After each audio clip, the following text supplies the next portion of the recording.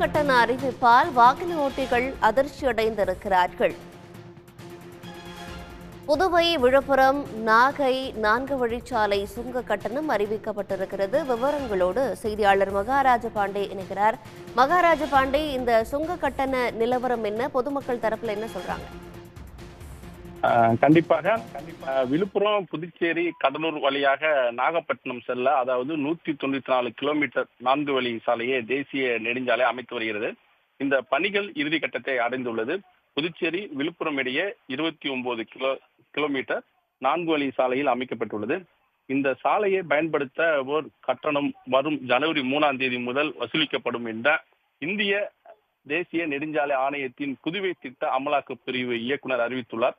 அதன்படி car, jeep, van, இளரக வாகனங்கள் ஒரு முறை செல்ல ரூபாய் 60, ஒரு நாளுக்குள் திரும்ப ரூபாய் 90, மாத பஸ் கட்டணமாக ரூபாய் 1985, மாவட்டத்துக்குள் பதிவு செய்யப்பட்ட வணிக வாகனங்களுக்கு ஒரு முறை செல்ல ரூபாய் 30, இளரக வணிக வாகனங்கள், சரக்கு வாகனம், மினி பஸ்கள் ஒரு முறை செல்ல ரூபாய் 95, ஒரு நாளுக்குள் திரும்ப ரூபாய் 145, ஒரு மாத பஸ் கட்டணமாக ரூபாய் 3210 ரூபாய் நிர்ணயிக்கப்பட்டுள்ளது. அதே போல் மண் ஏற்றி செல்லும் வாகனங்கள் ஒரு முறை செல்ல ரூபாய் 315, ஒரு நாளுக்குள் திரும்ப ரூபாய் 475, 3 லட்ச வாகனங்களுக்கு ரூபாய் 220, ஒரு நாளுக்குள் திரும்ப ரூபாய் 330, அதிக அளவு கொண்ட வாகனங்கள் ஒரு முறை செல்ல ரூபாய் 385 என கட்டணம் நிர்ணயிக்கப்பட்டுள்ளது.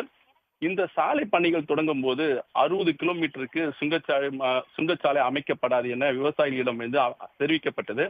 ஆனால் தற்போது கட்டணம் அறிவிக்கப்பட்டுள்ளது. புதுச்சேரி எல்லை பகுதியான மதகடிப்பட்டியில் தனியார் மருத்துவமனை, மருத்துவக் கல்லூரி, ஜிப்மர் மருத்துவக் கல்லூரிக்கு செல்வோர் இனி சுங்க கட்டணம் செலுத்த வேண்டிய நிலை உள்ளது. விவசாயிகளும் சுங்க கட்டணம் செலுத்த வேண்டியுள்ளது. இதனால் விழுப்புரம், புதுச்சேரி மாவட்ட விவசாயிகள் சுங்கச்சாலை கட்டண விதிப்புக்கு எதிர்ப்பு தெரிவித்துள்ளனர். இதை கண்டித்து பல போராட்டங்களை நடத்தவும் திட்டமிட்டுள்ளனர்.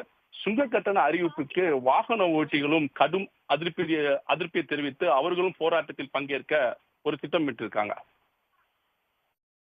மேலதிக விவரங்களுக்கு நன்றி மகாராஜ பாண்டே. உடனுக்குடன் செய்திகளை தெரிந்து கொள்ள சன் நியூஸ் பெல் ஐகானை கிளிக் பண்ணுங்க.